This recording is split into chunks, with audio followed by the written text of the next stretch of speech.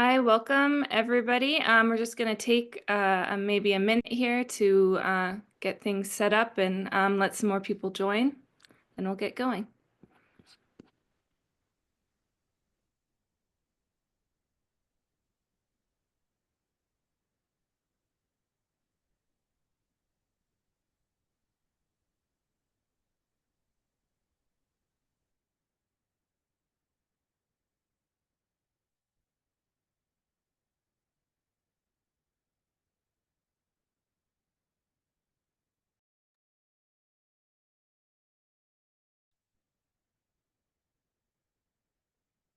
All right. Well, I think we'll get started here. Well, good evening, everyone. I am Laura Dagley. I'm going to be the moderator today. Thank you for joining Physicians for Social Responsibility Pennsylvania for this conversation. And if you're feeling anxious about climate change, well, you're in the right place. We're talking today about climate anxiety, which is an increasingly relevant topic. Climate change is no longer a distant threat. It's reshaping our environment, our health, and our emotional landscape right now. Scientific data shows that the impacts of global warming are accelerating. The past decade has been the warmest on record, with 2024 marking the hottest year globally. Extreme weather events such as hurricanes, floods, wildfires, and heat waves have become more infrequent and severe. According to the Intergovernmental Panel on Climate Change, global temperatures are projected to rise by 1.5 degrees Celsius as early as 2030 if current trends continue, which will bring environmental and social challenges. One of the main concerns and consequences of climate change is its impact on human health. Rising temperatures and extreme heat waves are already causing health issues. As a home health nurse, I saw more heat-related complications in my patients than I saw winter-related illnesses. Extreme heat can lead to dehydration and cardiovascular issues. Rising temperatures will also increase allergy seasons and vector-borne diseases such as Lyme disease. Extreme weather events and rising sea levels can displace communities, contaminate drinking water, and threaten food security. Now, these physical changes do not affect everyone equally, but their psychological impact is widespread. Studies indicate that a growing number of people report feelings of anxiety, sadness, and helplessness when thinking about climate change. And it's no wonder based on the impacts that I just mentioned.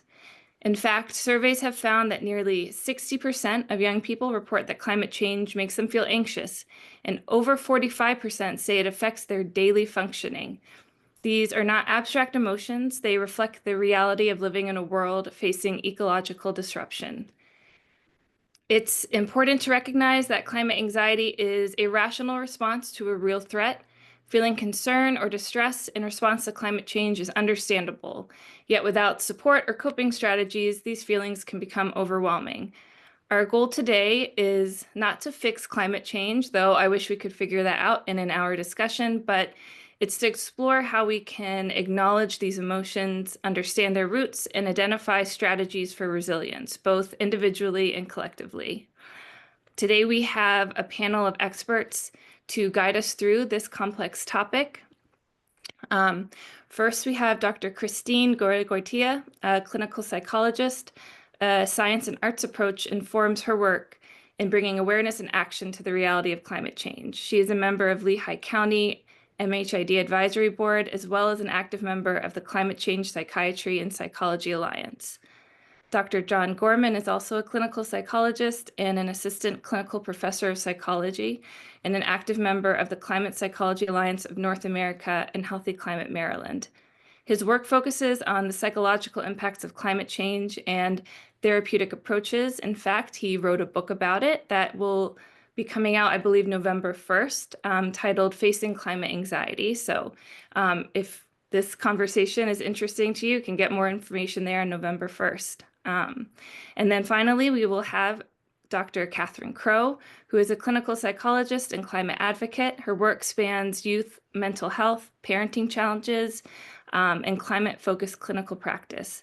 She also serves as a board member to PSRPA and co-founded and co-leads the Climate Change and Mental Health Special Interest Group, within the Association for Behavior and Cognitive Therapies. So we hope this conversation will not only validate your experiences, but also offer practical guidance and hope. And if you have any questions during the presentations, please put them in the Q&A box. And I do believe there'll be some time for conversation during the presentations, but we'll also try to get to any unanswered questions at the end. And I will now turn it over to our first presenter, Dr. Christy, after I share my screen.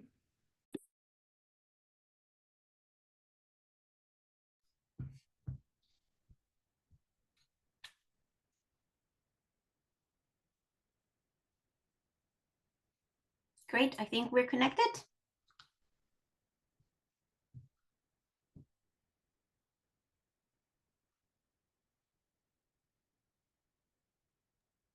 Everyone see that okay?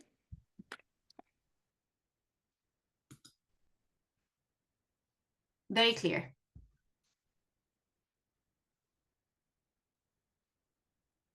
All right, Dr. Christy. All right, so first, welcome everyone.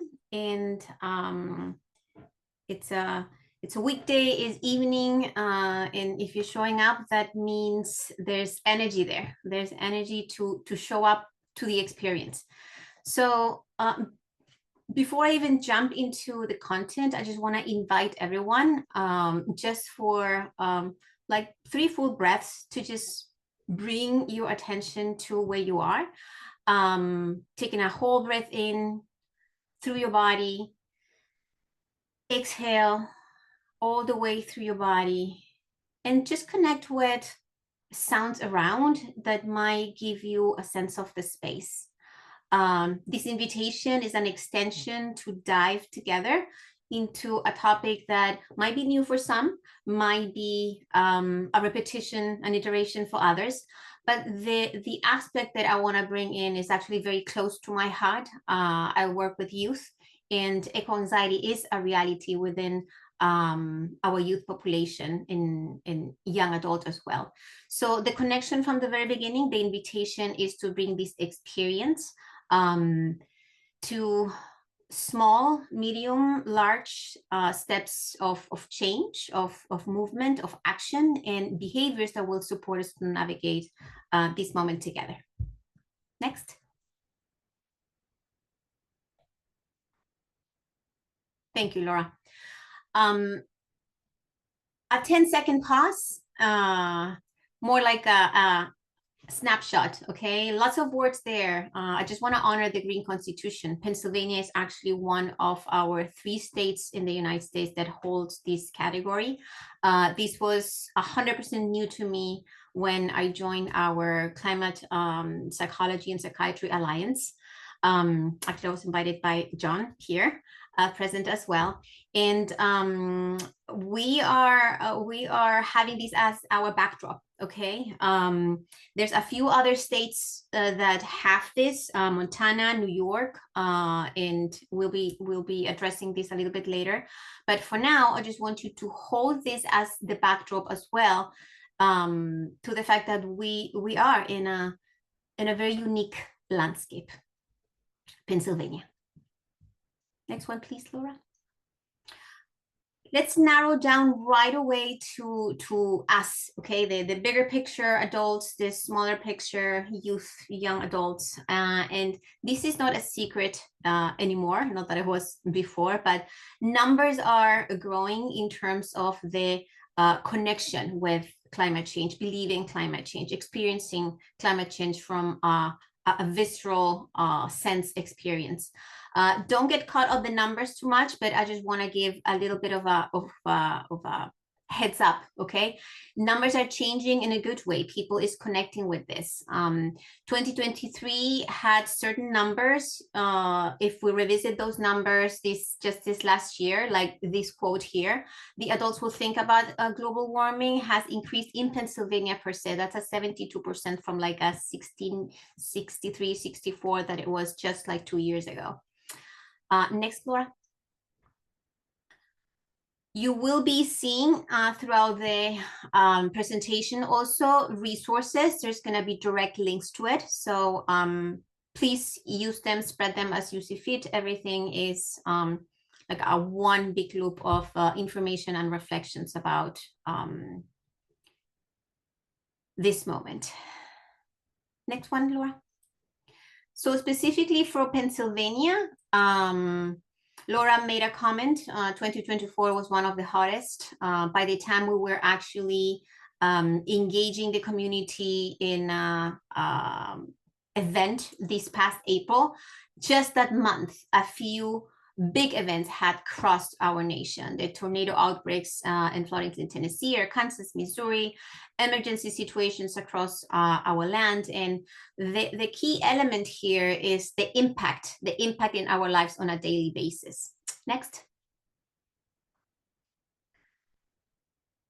Today, again, professional organizations are recognizing this, are giving the relevance that it needs for the most part. The APA, of course, has already a report out there, and more information can be found in the link. But the connection is the distress that this is causing in our children.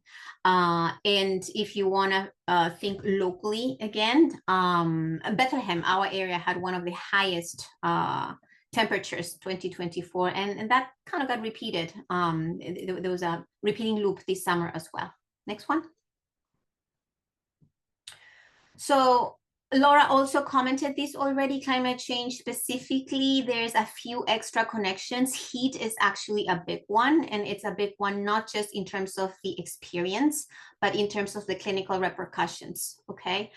Increase in violence, more attendance to the ER, due to self-harm, more alcohol and drug usage. These are all things that we can track. And specifically to Pennsylvania, I want to give you a little bit of an in-scoop of that next. This is actually local research, okay? And this is a combined effort of our local Lehigh County and the mental health branch and the Center for Policy, Innovation, and Community Engagement.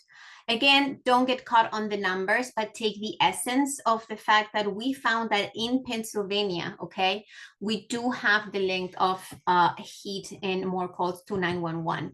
And if we divide again in categories, the process, behavioral health, domestic violence will be at the top of those variables.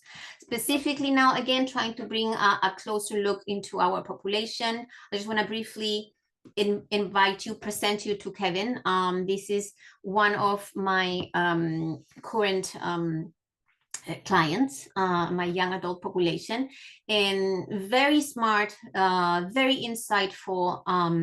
He had a pretty severe episode of depression with psychotic features, and on his own, he did notice a shift in the way he was feeling and thinking in the moments that was that they were highly, temperatures above 90.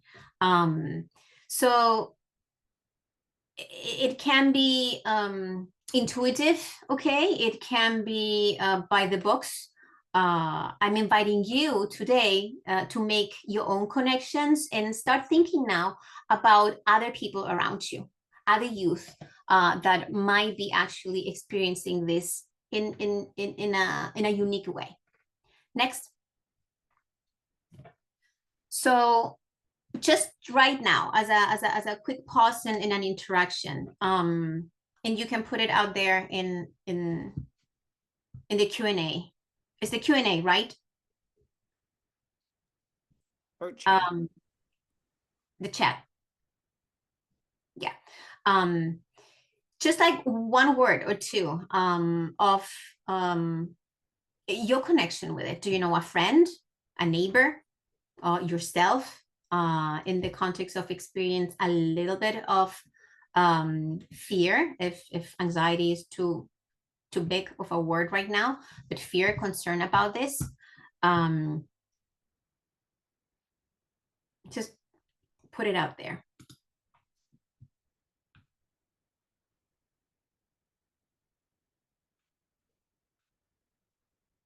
Mm-hmm. Yep. So, so we can know someone, right? It can be ourselves. Yes, we are not immune. The speakers here, we are addressing this because this matter to us. Okay, so this is real. This is experientially a process, and we want to pay attention to it, close attention to it. Next, Laura. So I'm bringing, again, a little bit of updated research to it, regardless of where you are, who you are right now, your setting, your role, teacher, healthcare, community member. I want you to know that things are happening, okay? Even the landscape might sound a little bit stressful at many levels, things are happening. And Dr. Lewandowski's team from NYU had done an amazing, amazing job in pretty much moving against the tides and came up with this amazing research. You can also find the details here. I'll be talking about this a little bit more in a few more slides. But now I want you to link this again, invite these to the encouragement of what do you do when you want to know, when you're curious, okay, when you are in fear. We want to channel that energy into actions. Next. So we go big circle, small circle. So again, small circle, the kids that I support, okay? I want you to meet Julia and Joe, different names, of course. These two amazing girls came to me for different reasons, okay? One, it was originally like an umbrella of depression, right? And the other one was an umbrella of anxiety. But in that context, as we were moving through the fires in Canada, the temperatures, you know, the news at the time, they both really developed, again, they narrow down into this experience of fear in the context of climate anxiety or eco-anxiety. We use sometimes different words, but again, don't get caught on that. The experience is real. Dr. Gorman will be talking more about climate anxiety as a whole, so I'm going to leave that to him. But for now, I want you to narrow down into the experience of young population. And Joe also specifically, which carried a diagnosis of anxiety, the impact was to the point of the future self. And that's where, again, we want to empower our youth. We want to empower ourselves in being able to act based on what we're experiencing. The falling back knowledge, right? The PA Green Constitution, yes, that can be a source of encouragement. Specifically, if you want to tune into the nuances of the experience, solastalgia is something that some people might experience. And if you get closer to it, you would actually see a connection with the past. Okay, next. How so? Is this sad connection is kind of the missing off, right? Melancholy, the sadness is when we are separated from things or places, but solastalgia is specifically linked to the not seeing, the fact that the environment has changed, okay? The woods is not there, the river is polluted, and that gives this sense of loss, of grief even, okay? That we want to connect with, actually. We don't want to step away from it. And the duality, this is again the invitation, is to hold it in a space of possible actions. Next. So coping and thriving being an emphasis here, coping a possibility. This is addressed in detail and actually also one of our team members, our leader, I should say, Dr. Lisa Van Susteren, the book Emotional Inflammation. And we do know that pro-social behavior is actually counteracting this contraction, this experience of contraction, of sadness, of anxiety. Civic engagement becomes key. And again, I've seen that experientially with my patients. It is part of the treatment, actually, to go out there and engage in an action that will counteract this. Restoration as an umbrella, biophilia, forest bathing. In terms of consumption, we want to be smart We want to be smart around that and be informed by the positive consequences of what we are consuming. So there's a whole other layer that we can address about, food source, energy. It's not my focus right now, but I wanted to put it out there as relevant as well. And a key element also is going to be where our attention goes, okay? And for that, we actually do need the contact with our environment as well, our natural environment. We want to be connected to the sensory experience of it. It is recharging to our nervous system. It's a buffer to the nervous system. And again, I want you to bring that idea to your experience as an adult, as a young person right now, and to share that experience with others as you consider that. Next. There's immediate, medium, long-term experiences in youth. This is more in detail, the research of Dr. Lewandowski. I'm going to skip ahead, Laura, one more in lieu of time. Again, details can be found in the links. Specifically, I want you to narrow your attention to the impacts on ability to function daily, because that's where, again, we can do something about it as professional, as parents. Catherine will talk about that. As neighbors, we can actually focus on the action part of this. Next. I am quoting Dr. Lewandowski one more time because this is crucial for our landscape right now, political and social landscape. Across the board in the research, doesn't matter. It doesn't matter where you come from, what's your political color, but this is distressing, okay? And this is the possibility to activate a common ground and move from there into solutions. Next. So what are you saying? What are you saying right now about how this experience moves through you?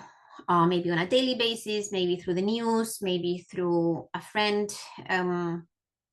Please, again, just blurt out a word, a keyword, an image.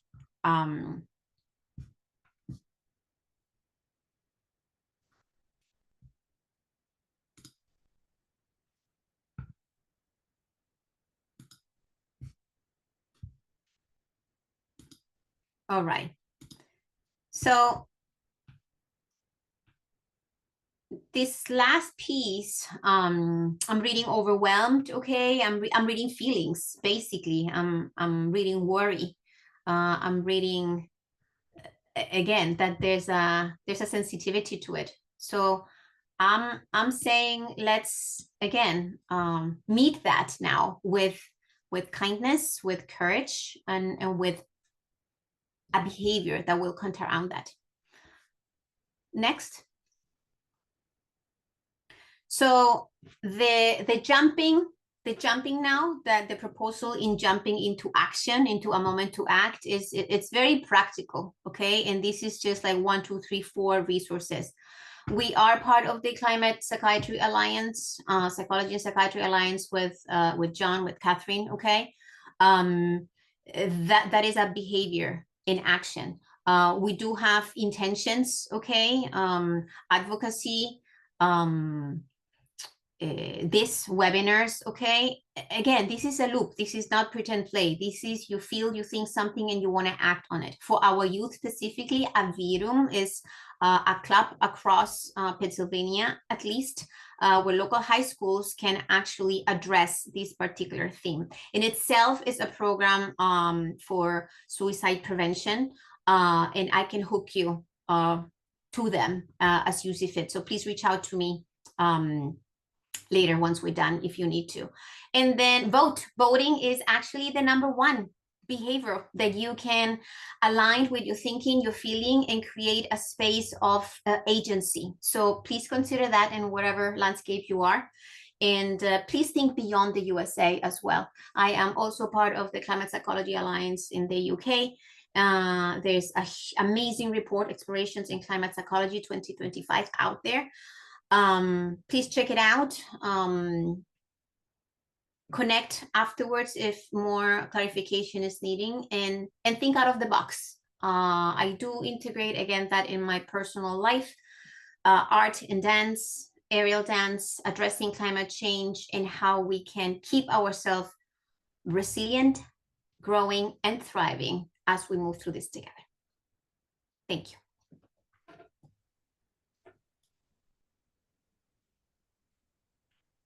We can stop there in lieu of time, Laura. Thank you.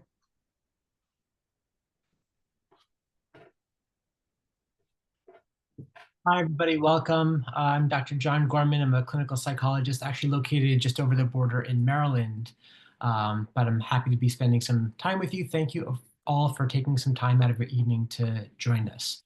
So as Christine was mentioning, the theme of climate anxiety comes up. And as I saw some people writing it in the chat, other feelings too, overwhelmed, anxious, maybe sad, maybe grief.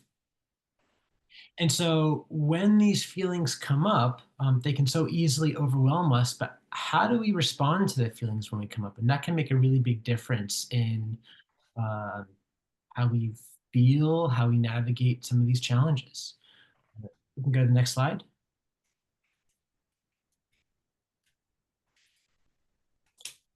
So there's actually a lot of research about how feelings related to climate change go beyond just anxiety. And in fact, you can see here, this is an emotions wheel that research has identified as being experienced by some people. So we see feelings in the category of anger at what's going on, frustration, outrage, sadness, such as grief, a sense of loss, a sense of despair about the future. Guilt in some cases when we recognize how we can't help but to play some role in the ways that humans are impacting the environment in negative ways. Fear category, such as anxiety, feeling overwhelmed. At times people can feel like they're panicking when learning about more information. But also in some cases, feelings within the positivity category, feeling empowered when we take action, feeling inspired by new developments that are taking place, feeling gratitude for what we do have, feeling hope for the future. So I'm currently teaching an undergraduate course at my local university. And actually over the last week, I had my students spend a week with this emotions wheel and keep a log, a daily log about the feelings and emotions that were coming up for them about the climate crisis or about the environment or about nature, and then write a reflection about what that experience was like for them. And it was really interesting, was just reading through those, and the theme that seemed to cut across so many of the different responses was that students never realized before that all these feelings were coming up for them on a regular basis. That when they had the instruction to start to pay attention to how emotions were being impacted by their environment around them, or emotions were coming up in response to information that they were learning about, sure enough, a lot of these emotions were present for them, but that was kind of the first time that they were realizing that they were even experiencing some of these strong emotions on a regular basis. So what do we do when these emotions come up? Because oftentimes, as I'm sure you can relate, these can be really uncomfortable. It can be so uncomfortable and hard to manage when we feel totally overwhelmed, or when we feel depressed, or when we feel outrage, when we feel a sense of panic. So what do we do when these emotions come up? So let's go to the next slide. And if I could have everybody that's here, I'm going to do a little short exercise just to kind of demonstrate this. This is how I talk to my clients about this. If you can just take a moment to grab a pen, any old pen will do. And as you're holding the pen, what I first want you to do is put it in your hand and squeeze your fist around the pen as tightly as you can. As you're doing that, without loosening your grip, just notice what that feels like. What does it feel like in your hand or fingers? What does it feel like in your wrist or forearm? What does the pen itself feel like? If you were to try to rotate your wrist around, what does that feel like? How do you think this would feel for you if you kept this up for a really long time? How sustainable would this be? Okay, so now you can loosen your grip, shake out your hand a little bit if you need. And now let's try this again. So hold the pen, but this time with a really, really loose grip. Maybe just in your fingertips, loose enough so that you can kind of hold the pen, feel it really lightly, but so that it's not falling out of your hand. And now notice, what do your fingers feel like? What do your hands or wrist or forearm feel like? What does the pen itself feel like? How long do you think you can sustain this grip?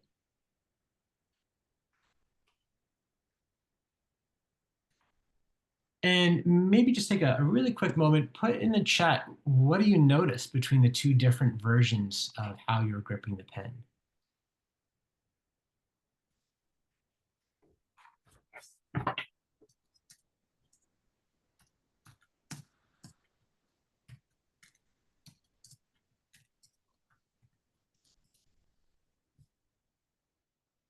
Okay, I can hold it longer by less gripping, much less tense and uncomfortable.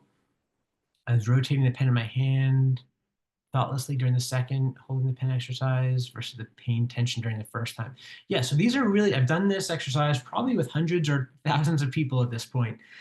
And there's some common themes that come up, right? When we're gripping it really tightly, it's harder to move or manipulate the pen.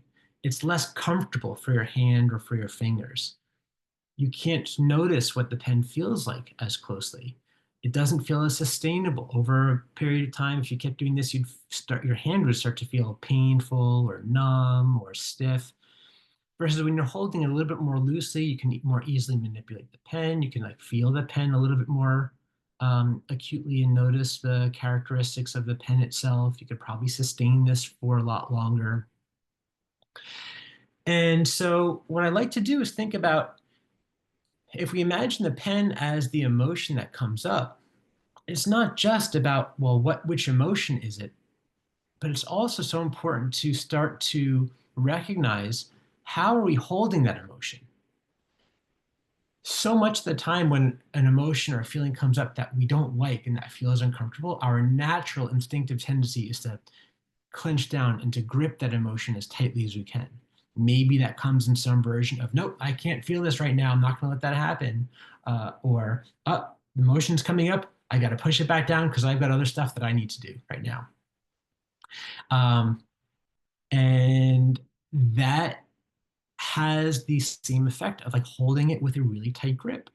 And when we hold things with a really tight grip, it's really hard to do other things. It makes everything feel stiff, right? There's a narrower range of motion. And so with feelings or emotions, that translates to maybe a little bit more tunnel vision, or a more difficult time letting go and moving on, a more difficult time thinking about other things, a more difficult time seeing the situation from a different perspective. We all experience this, right? When you're so angry or frustrated about something, we keep replaying the thing over and over again in our minds, and we just get stuck there, and we just have such a harder time moving on from that or seeing things from a different perspective. So is it possible to hold the emotion with a looser grip? And a lot of people that I work with really can relate to that, because loosening the grip is the same thing that we can do in our body, right? So if our body often tenses up, right, when we have a strong, uncomfortable emotion, our shoulders get tight, we might clench our fists, we might clench our jaw, back muscles tighten up. And so just by bringing awareness and, in a sense, loosening the grip on some of those feelings, that can totally change our experience of the emotion, and make it a little bit less uncomfortable to deal with. It's much more manageable if we can hold the pain or the sadness that we're feeling with a little bit of a looser grip. We can go to the next slide, please. So you don't need to read all this text, but the key here, this is based on some of that same research about some of the different emotions from the emotions wheel a couple slides earlier. Emotions, whatever they are in fact healthy and important and really vital to what it means to be human.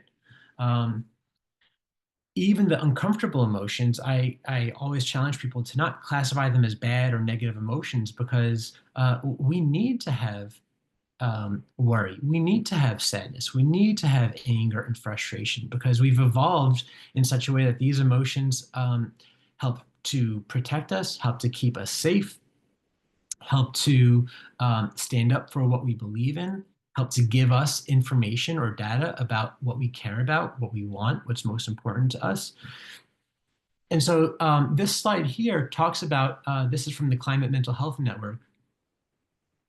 For each of these different emotions, they have what they call a skillful response, right? So for example, for anxiety, a more skillful response is, how can I channel that climate anxiety constructively, right? For something like guilt, how can I behave more responsibly given my power and position in the world without losing too much energy to my feelings of guilt? For frustration, when can we exercise patience, and when is it important to articulate frustration, and so on. So a really important part to climate emotions, whether it's anxiety or some of these other emotions, is we need to be able to listen to them to know what it is that we care about. There's actually research that the more that people are able to be more deeply in touch with emotions about the climate crisis, the more likely they are to take pro-environmental action, right? So the more somebody's feeling angry, the more somebody's feeling frustration or grief or hopelessness, the more they can let themselves feel those emotions, the more likely they are to get together with others and to try to do something about it. And so this is what I thought was really interesting to me about the exercise with my students, how they were recognizing for the first time, oh, these emotions are here. I've just never really paid attention to them before. When I told some friends I was writing my book about climate anxiety, so many of them said, oh, great, well, how do I stop feeling anxious about climate change? And I thought about it, and I'm not so sure that's the goal. I don't think I want people feeling less anxious about it, because you can imagine if nobody was feeling anxious, if nobody was feeling worried, if nobody was feeling angry or frustrated, nobody would feel the urgency to do anything about it. And so I turned that question around, and I actually think about, how can we find a way to feel these emotions even more deeply and listen to the messages that these emotions are telling us about how much we care, about why this planet is important to us, about why humanity is important to us. But to hold those emotions with a very loose grip so that they're not overwhelming you, they're not incapacitating you. Next slide, please. So there's also research exploring, well, why is it that people care about this? Why do we care about the environment? Why do we care about the nature? And I actually asked people this. So you're upset about climate change. Why are you upset? Why do you care about it? And it turns out that different people relate to nature in different ways, right? Some people really care about the aesthetic value of nature. So if you can imagine a beautiful sunset or snow-capped mountains and just the beauty of it. For some people, they are animal lovers, and so they're feeling most connected to animals and care for what's happening to animals and other wildlife. For some people, it's more of a moral value, that it's just inherently wrong to treat animals this way or to exploit natural resources. Whereas for others, it might be more of a symbolic value or religious in some cases, a spiritual connection to nature, such as a symbolic example is if you think about mythology or fairy tales, or like the symbology of, let's say, the bald eagle in the United States. Whereas for others, nature really is about practical tools or resources for survival. So it's valuable to think about, well, why is it that we care? I saw some people writing in the chat, like, well, I care about these beautiful natural spaces that I love, national parks and the like. Yeah, so it's so important to get in touch with why do we care about nature. And the interesting thing about this research is that it kind of transcends political values. Like across a political spectrum, everybody feels some connection to nature. And so this is a way to communicate with other people by starting with being curious about how do people feel about nature? How do people feel about you know, recreational activities outdoors? Whether it's some people, it might be fishing or hunting. Other people, it might be skiing. Other people, it might be camping or backpacking. And other people, there might be religious practices that connect them to nature. So this could be a way to really get in touch and almost have a common language for speaking with others about what it is that we care about. Next slide, please. So this is a model created by a researcher, I guess or a biologist, I want to say, Ayanna Elizabeth Johnson. She's also a great podcaster and has written some wonderful books about the topic. She encourages people to go through this exercise, which is to make a list of 3 categories or 3 columns. The first is writing down what brings you joy, what makes you happy or fulfilled, and something that you really enjoy doing. It doesn't have to be climate related, but maybe it's comedy, maybe it's art, maybe it's laughing with friends, maybe it's eating dinner with friends, right? Secondly, what's the work that needs doing, or what does the world need right now, right? So it was a totally separate list. What do we think the world needs at this moment? And list as many things as you can. Finally, making a list of what are the things that you're good at? What skills do you have? Are you a helper? Are you a good communicator? Are you a good researcher? Are you good with data and numbers? Are you good at making websites? Are you good at convincing people to take on a cause? And if you can take these 3 lists and think about them like a Venn diagram and think about, well, what is the overlap? Where do these 3 circles or these 3 lists overlap? And at that intersection point is going to be a great starting place for a climate action that you can take. It shouldn't be something that feels just like sacrifice, just something that you're giving up and you're really suffering from having to do it, like you know, going vegan or something like that, if that's not something that you would inherently want to do. But what's something that brings you joy? But also what's needed and what skills can you bring to the table? You don't necessarily need to quit whatever job you have to go start an environmental nonprofit. Often some of the most important and some of the most impactful change happens from wherever you already are and whatever your skill set already is. And how can you kind of use those to instigate some change? And next slide, please. Oh, you can click again. So I think about this idea called willingness, right? So willingness doesn't necessarily mean that you want to or you're comfortable doing it, but it just means that you can commit to doing something. You can commit to taking steps, even if all the conditions aren't quite right. When we think about changes that we can make, a lot of them feel overwhelming. A lot of them might feel out of reach. These are some common thoughts that I see come up for people all the time, including for myself. Maybe it's, I don't have time for this right now, or the energy right now, or what do I have to offer? So many more people are more knowledgeable or more expert and can make more of an impact than me. I'm just one person. Like, what change could I possibly make? There's so many steps to do and so much to do. Where do I even start? What difference can I really make? I'm just one person. So these are common fears, internal obstacles, right? In other words, excuses that we make to ourselves. And so willingness means not waiting until you have a good answer for all these, but taking steps anyway, even though these questions might still exist for you. You can click one more time, Laura. So here's kind of a step-by-step guide for how to do that. So writing down, what's that climate action, whether it's from the Venn diagram or in my book, I explore some other ways to arrive at like what's a good climate action for you. How do you connect that to your values? How do you connect this to why you care about nature, why you care about the fact that the Earth is being impacted in the way that it is? What are some of those excuses or thoughts or hesitations that could be potential barriers to taking that action? But then what might it look like to experience some of those obstacles and then take action anyway? How do you feel if you have completed the action in spite of those obstacles? And then how do you break this down into much smaller steps and take just one step at a time, um, so that we're kind of breaking that mountain down into smaller, manageable, more bite-sized steps?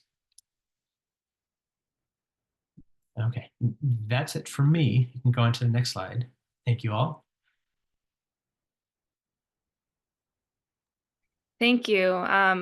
Thank you both. It's been really great information so far, and I'm going to pass this over now to Catherine. She's going to share her screen. Great. And I had some technological peculiarities, so I asked Laura if I could just share my slides directly, and she agreed. So that is what I'm going to do here. Can anyone just give me a nod if they can see the slides? Yeah, okay. So as Laura mentioned, I'm Catherine Crow. I'm a clinical psychologist based in Philadelphia. I've had the pleasure to correspond before with Christy and to see presentations of John before, and they both are so knowledgeable, and I'm so grateful that they were able to share some great topics with you already. And I want to round this out by thinking about how do we bring some of our own passion and energy and fear and skills in trying to talk with other people about this, and specifically, how do we talk to young people in our lives? So that could be our kids if we're parents, that could be grandkids if we're grandparents, it could be nieces, nephews, neighbors, family, friends, whoever it is that you feel like you aren't sure how to talk to them very productively. Maybe you're not sure what they're going to say, or not sure how that's going to go. That's what I want to walk us through. And my presentation aim is to be practical and skills oriented. So if we're looking for more data or research, feel free to ask that, and I'm happy to answer as I can. But this is meant to be more, okay, once you leave here, what are you actually going to go do? I want you to feel like you have a roadmap to do that. Okay, so here's the problem as I see it. I want to talk to this young person in my life, this child or this young adult, about climate change, but there's some barrier for me. John just was talking about this. Can folks put in the chat what would stop you? What has stopped you from talking with people in your lives? And as I presenter, I don't know if I can see the chat. So maybe if one of the presenters, or if Laura, if you can, oh wait, no, I can see the chat. There we go. Okay. Fear would stop me. I don't want to overwhelm them. If I'm feeling more concerned, yes, absolutely. Fear of sounding too technical or not relatable. Yes, being kind of too distant and getting on our science podium, if that's where we're coming from. Anyone have any other things that has stopped them from talking to a child or a young person? Their parents' politics causing friction with that issue. Really interesting.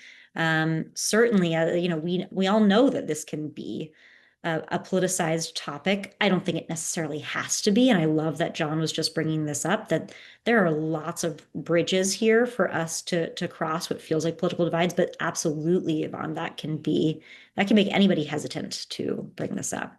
So I just put in a few responses that I feel like I've heard from people before, that I've talked to folks in my own clinical practice about, or just heard from parents. I know life is busy and stressful already. I don't even know where I would begin.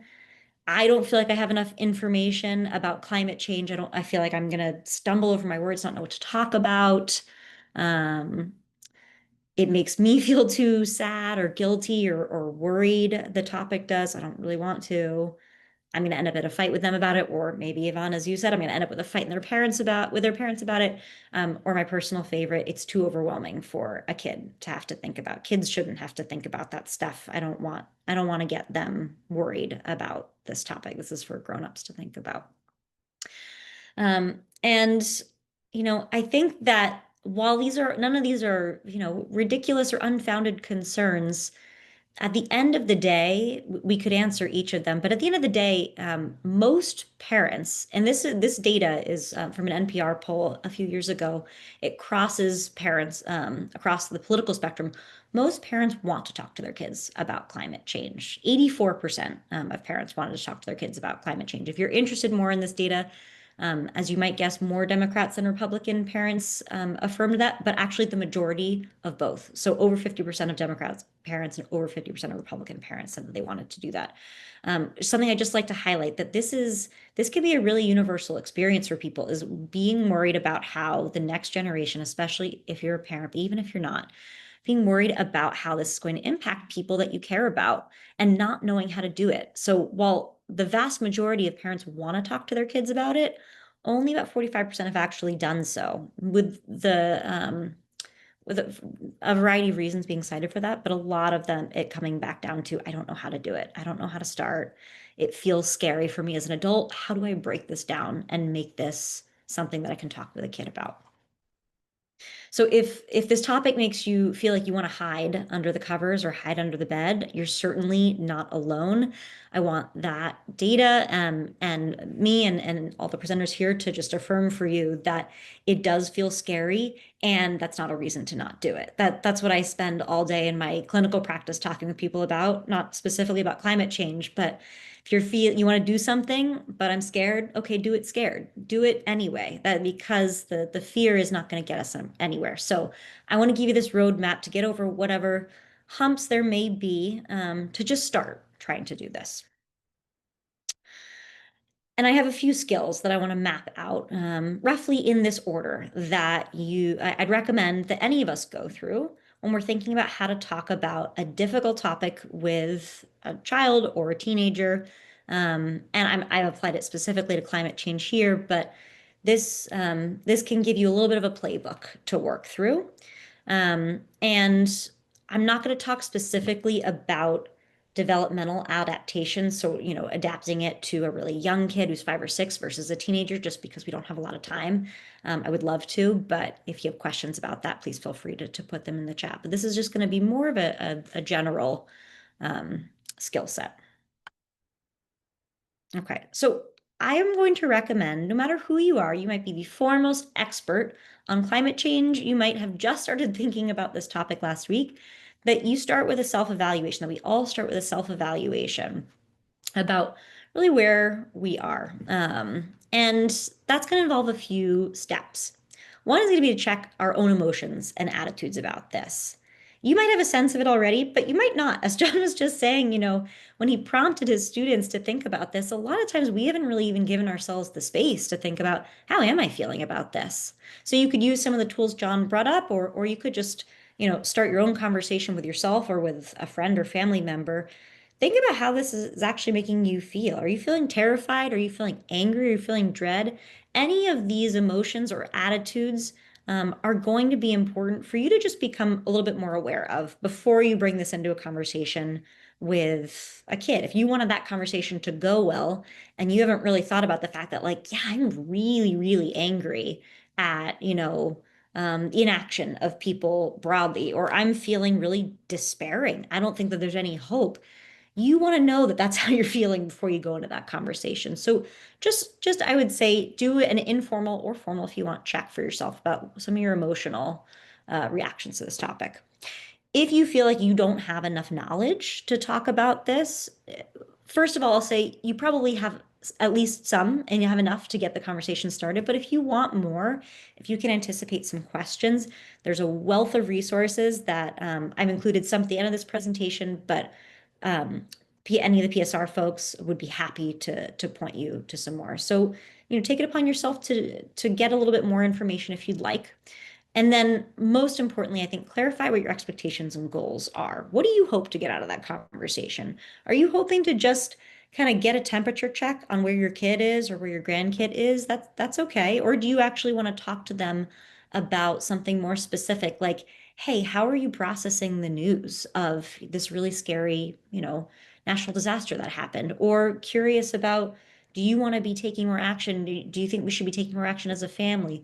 Any of these things, it's just good to get your own expectation for yourself about what you want to get out of it and what's realistic. If you have a 16-year-old, or probably actually more accurately, if you have a 13 or 14-year-old who's not that excited about jumping into heavy topics with you, maybe let's not expect to have them just open up and pour out their feelings to you about this, and maybe make it a more focused topic, but set your goals and clarify what your expectations are for yourself before you get started. Okay, so that's our self-evaluation. Your next step is going to be to ask and to listen. This sounds deceptively simple. It, in my experience, is actually really hard for us to do as adults. We are used to being the ones taking the lead in conversations, talking and having kids listen. And while that can be great in lots of situations, I think it's usually less great in this one. When you're asking and you're listening, that really requires us to be quiet and to be willing to hear something that maybe we're excited to hear, maybe we're terrified to hear, we're nervous about it. But that is your first job, is to actually, once you ask the question, to listen to what the other person is saying. I've heard a lot of folks say, I don't know how to get this conversation started. There's no right way in my experience, but how might you ask? I think in my clinical experience, the best kind of set of options you have are to try to make it somewhat relatable to your child, and approachable as a topic. So you could link your discussion to something that's happening recently, maybe, in the news, or happening recently in their lives. If you're in the dead of summer and there's been a bunch of heat waves, maybe they've had camp canceled a few times, or they've had their soccer games canceled. That can be an in to start talking about how the effects of climate change are personally relevant to your child's life. Or if you're seeing something on the news and want to start talking to them about that, that can be a way in. I generally recommend more open-ended than closed questions, more open-ended questions for them to give you some thoughts rather than, a yes or no answer or a dichotomous answer. But I will caution us to not go too wide open. If we come at a 13-year-old with, how do you feel about climate change? Or what do you think about climate change? My personal feeling is that most of the time you're going to get just kind of like a deer in the headlights or a blank stare, or like, why are you asking me that? I don't want to talk about that. Maybe you have a lovely 13-year-old, but I don't think that most kids and teenagers are going to really know what to do with a question that's that wide. So I generally recommend make it a little bit more tailored to what's going on in life for them. You might sort of start out by talking about those canceled, soccer games because of the heat wave, and say, like, is that something that you've thought about before, about these heat waves and how the effects of climate change start to impact our day-to-day lives? Is that something you've noticed before or thought about before? That would be something I would ask more of a preteen or a teenager. But trying to kind of ease your way into that conversation. Or, if there's something going on in the news, I know that you and your friends at school like to talk about current events, or like to talk about the news or politics or something. Does climate change come up much? Oh, what do people say about climate change? Or what do you and your friends think about climate change? That might be a way to kind of make it a little bit more tailored.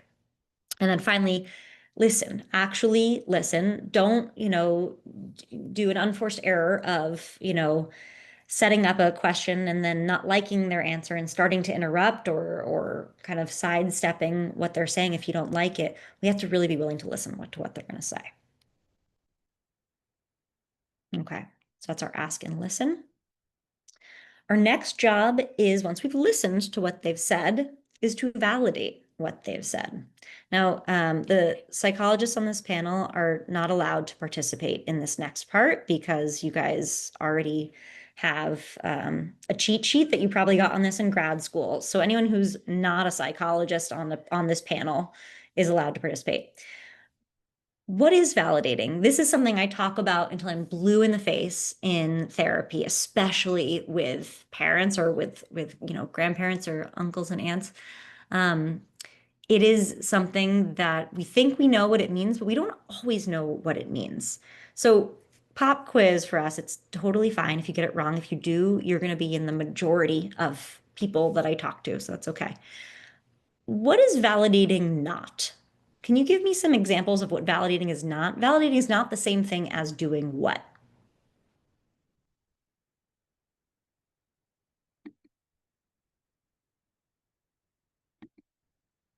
Not the same thing as agreeing. Yes, beautiful. Oh, well done. It's not the same thing as agreeing.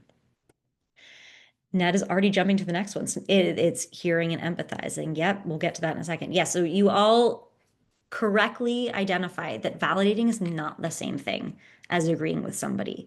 You can very well validate somebody whose opinions you don't agree with. So I just like to clarify for people, it's not agreeing, it's not approving of what they're saying, it's not praising what they're saying. You might do some of those things, but that's not the same thing as validating. Validating is what? Can someone give me a quick definition of what validating is?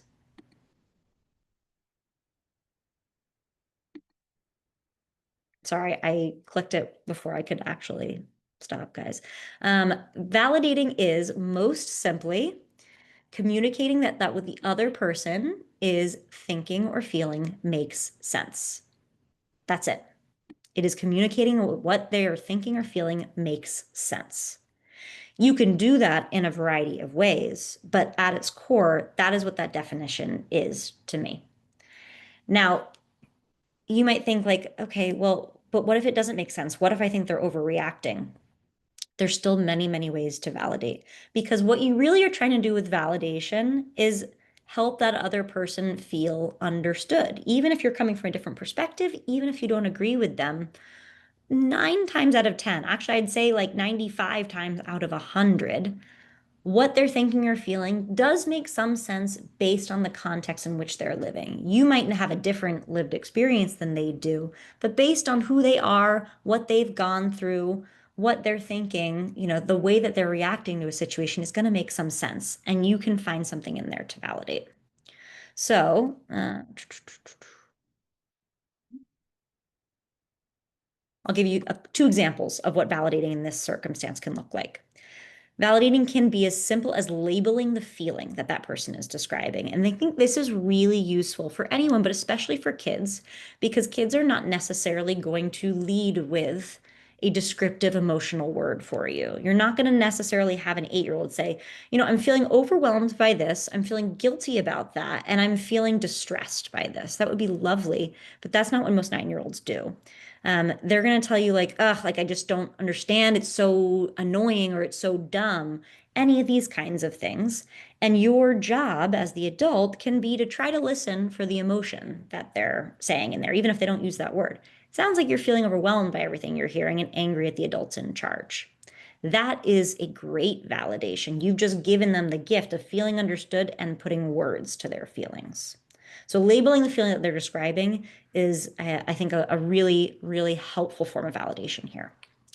Second, you could let them know that their emotion makes sense based on the context that they're in. So that might sound like it makes a lot of sense that you feel worried, given that we don't know for sure how things are going to turn out in the future. Many, many adults I know, and myself included, I don't put myself separate, are going to feel an urge to do something right after they say this. What do you think they're going to feel an urge to do?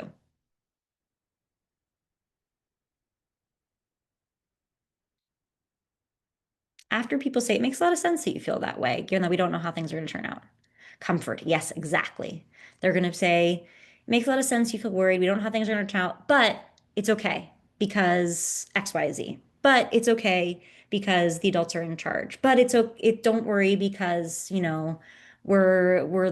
have great scientific institutions that maybe will be funded in the future, who knows. But they're going to feel an urge to kind of make it okay and to kind of get in there and but blah, blah, blah, blah.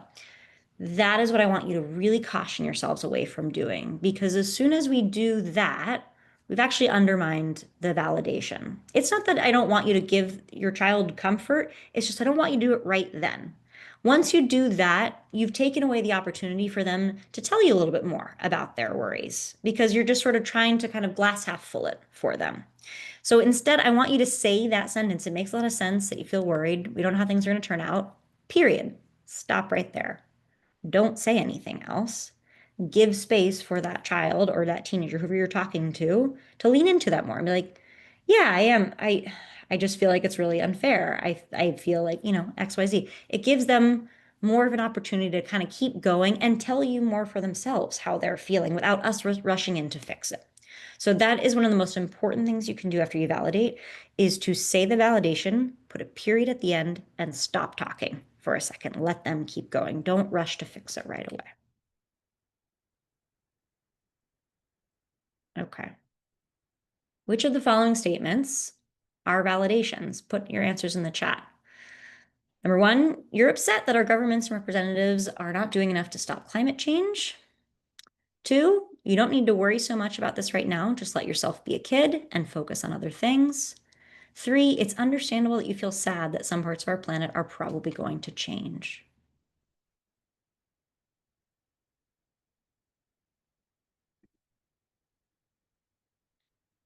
Why can I not figure out how to make this work? There we go. Sorry. 1 and 3. Beautiful. You all figured that out. 1 and 3 are the validations. Why is 2 not a validation?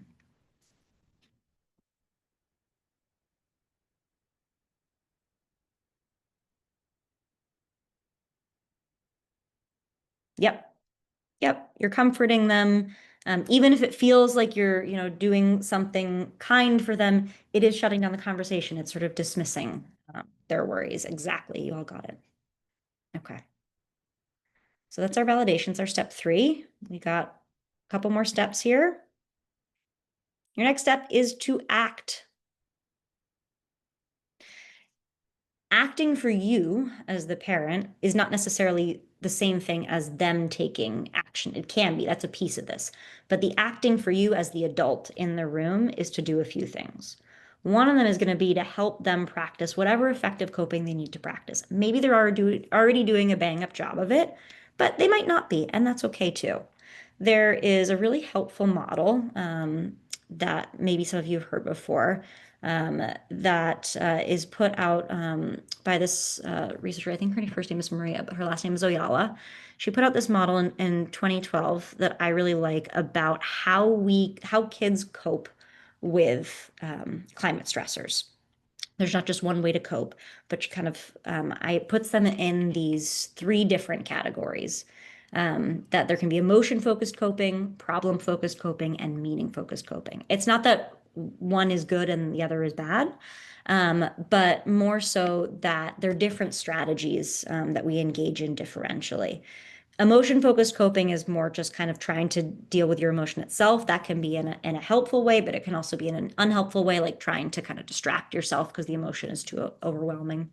Problem-focused coping is doing a lot of the things that Christine kind of beautifully outlined for us of how to take action in your community. And meaning-focused coping is about looking for kind of a bigger picture answer. It doesn't necessarily need to be a religious one or a spiritual one. It can be, but trying to create a narrative for oneself about, what's the point of doing this, of taking these kinds of steps. It's very, very helpful and protective against worse mental health for kids in these situations if they can find some sort of meaning to make, if they put some trust in other people and see themselves working alongside other people in a community. So really emphasizing that there's different ways to cope with this, and something that maybe they wouldn't naturally look for, but is really helpful, is this meaning-focused coping. And there's the more traditional kind of actions that you can help them. We want to empower them to take action. So maybe your child already has an idea of what they want to do. Maybe they already said, I want to go to this march with my friends, or I want to do this volunteer cleanup day. Great. They might not. And so you can help them tailor what they're going to be looking to do. And that might be helping them, get driven to the volunteer site. That might be volunteering alongside them, might be helping them research opportunities, it might be teaching them something about climate change. But think about what you can do to help empower your child so that they know what they want to do next. Really helpful for us to think about ourselves as the models. So if we want our kids, or the kids in our lives, to be proactive citizens, if we want them to be thoughtful, if we want them to, fight against injustices, speak up for what they believe in, we need to model all of those things too. Hopefully we're doing some of that already, but let's think about doing that specifically in this climate space. I'm going to move on just for the sake of time. If you are feeling like, okay, this is all great, and then I don't know what to do with my kid, National Geographic puts out some, I think, really great bite-sized pieces of information for families and kids about what can you actually do. This is a really nice graphic, and I'll just zoom in on a couple things that parents and kids, or grandparents and kids, can do together. They can think about how much they are driving and try to change some of those into opportunities to walk or bike. They can try to eat more locally grown fruits or vegetables. I'm very hesitant about emphasizing any message to kids that it's their job to stop climate change because of these things. We really don't want to do that. But these can be actions that they take alongside some of the bigger actions that we can all take, but just that make them feel like they're actually connected to something and they're doing something. And then our last rotation on this wheel is monitoring and staying connected. So I don't want anyone to think of this as a one and done deal. You are not having one conversation with this child in your life and saying like, okay, job well done. I talked to them and now we can move on. This needs to be something that we have ongoing conversations about. That's how kids actually take us seriously, that we care about this.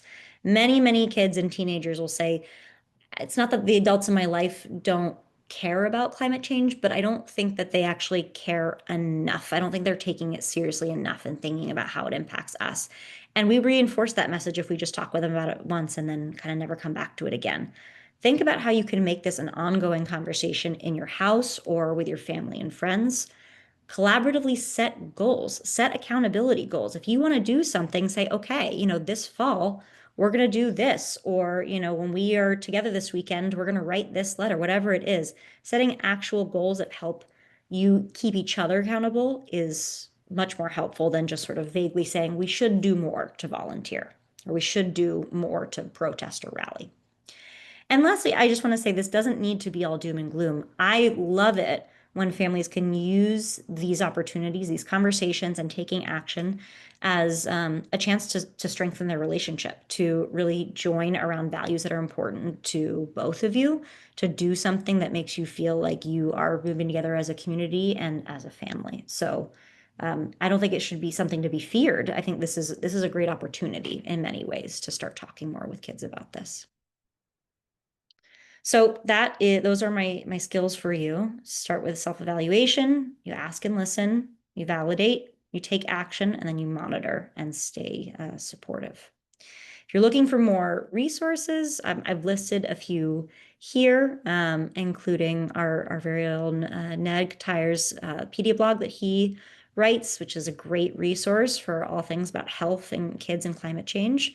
And I also put this resource here from the Climate Mental Health Network. I know John just linked another resource of theirs about a guide to climate emotions. They put this one out as well, which is specifically this topic. Goes in a lot more depth about how to talk to kids of different ages, how to deal with different types of conversations. That has some really lovely scripts in there if you'd like to check those out. So that's available for free to download on their website. And that is it for me.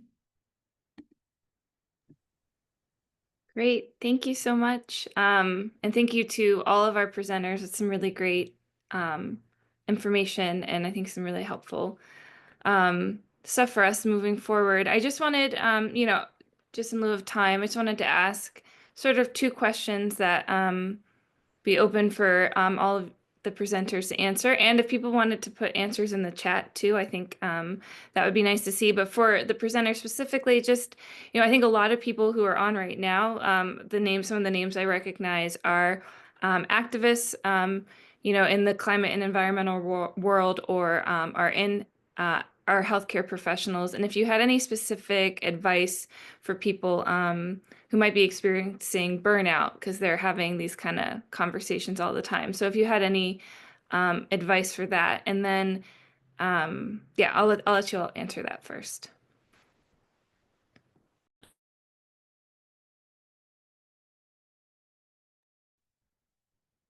I've found that the most important protective factor for me with burnout is community.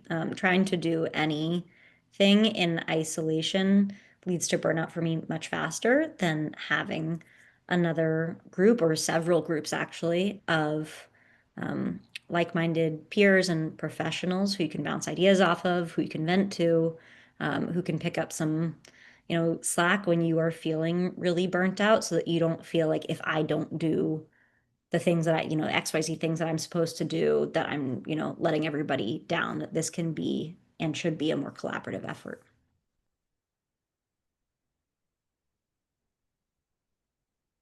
Yeah, I think community is really important. I want to second that. Community is so important to know that you're not alone, that you're in this with others. There's so much healing power and benefit from spending time in nature. There are many physical health and psychological health benefits from just taking time to reconnect with nature that can also reconnect us with why we're doing this work to begin with. A general thing that I often tell people is think about what actually recharges you, right? So if you imagine like your cell phone, when the battery is running low, you could just turn the power off and disconnect.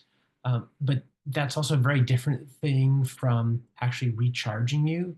So think about, what are your go-to things in your life that might be just to disconnect from everything, distract yourself. Could be watching, television or playing mindless games, which is fine and important at sometimes, but that might be a different set of activities from what actually recharges you, whether that's spending time with community, nature, spending time with friends, doing something that's more meaningful.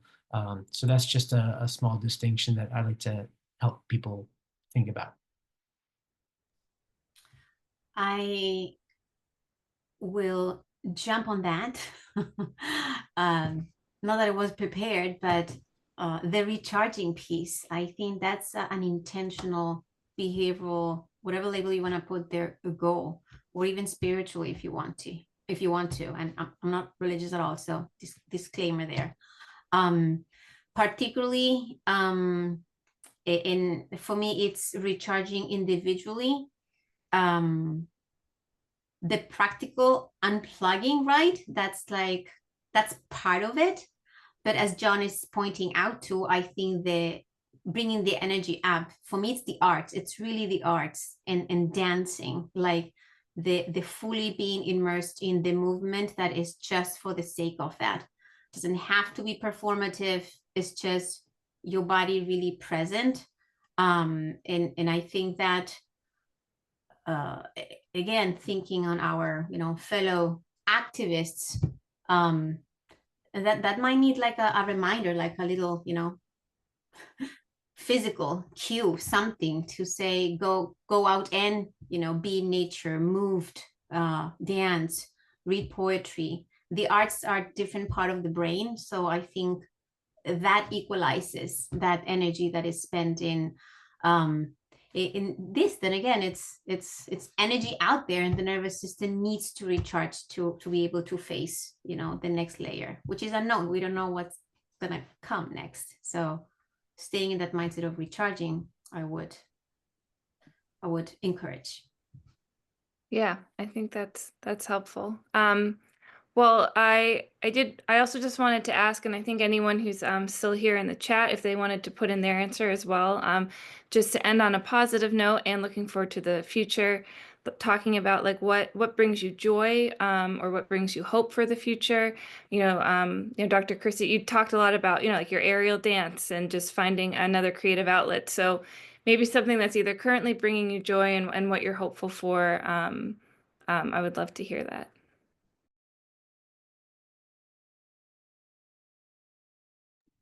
And I will start. Sorry, since I asked too, is just personally, I have two small children, and it's just so interesting, like I heard somebody say that like having kids is sometimes like one of the biggest acts of hope that you can do, especially when you're facing on issues like climate change. I feel like it's a vote of hope for the future, and they definitely bring me a lot of joy. And even though there is stressors, worrying about climate change in the future with them and having discussions with them and all of that, it still is also makes me think about the future in a hopeful way and what they're going to bring to that, and what, positive joys that they can experience as well. So.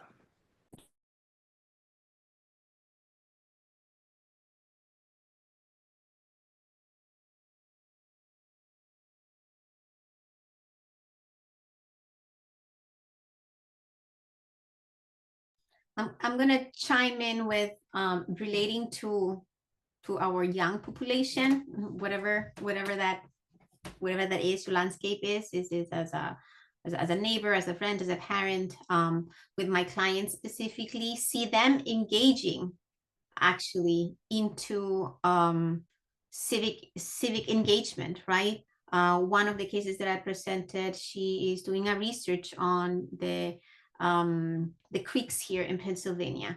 The other case that it was also super stressed and anxious, she joined the rowing team, and it's, bringing attention to the Lehigh River, like in a positive way, in a nurturing way. So that really brings me joy and hope that they are actually in the mindset. And as John was saying, I think it is related to getting closer, getting to identify the different emotions and bring them out into the world. So that brings me joy and hope into the future, and this moment of being together in the webinar. It's real. It can be one person, 50 million people, or who knows who's gonna watch the recording, but it's real. So I'm gonna linger in that space of community, virtual community. Yeah. Yeah, I think there's some great stuff people are putting in the chat, like watching animals and seeing their, resiliency, and prioritizing relationships. Yeah, I think being here is, a great first step. I'm really glad to everybody who came. And I do just want to, probably in the interest of time, wrap this up a bit, but I'm really... Laura, there was one question in the Q&A that I just saw. Okay. It says, how do you practice validation when addressing views that are actively harmful, dangerous, or bigoted? It's a great question. Hard to answer, I'm sure. Yeah, I have my own thought, but I'm certainly interested to hear John and Christine. I don't think that so again, just a reminder, validation is not the same thing as agreeing or approving. And I certainly think that if you're the recipient of some really hateful or bigoted views, you don't need to treat that kindly. I certainly wouldn't. But at the same time, if you're trying to build a bridge and open up the conversation, I think you can correct misinformation, set the boundary that you need to set in that conversation, but then still look for the opportunity to connect over what might be some degree of understandable feeling or reaction. So a lot of times, I think really incorrect views about this or minimizing of this can come from a place where, either we lack knowledge or we're it's too overwhelming to think about, to take in the reality of it all. So it's much easier to dismiss it. And so in those kinds of situations, I might say, this piece is not true. At the same time, I can appreciate that it's really hard to take in the enormity of this situation. Most of us feel like we'd rather not have to look at it that way. It feels awful to think about it like that. And you may or may not get an in by doing that, but I try to keep that in mind, that if people are dismissive or incorrect, there's an opportunity for re-education, and then there's an opportunity still to connect over how much we all would like to not think about this, and how much we all would like to pretend that this isn't happening. That's a universal experience, probably.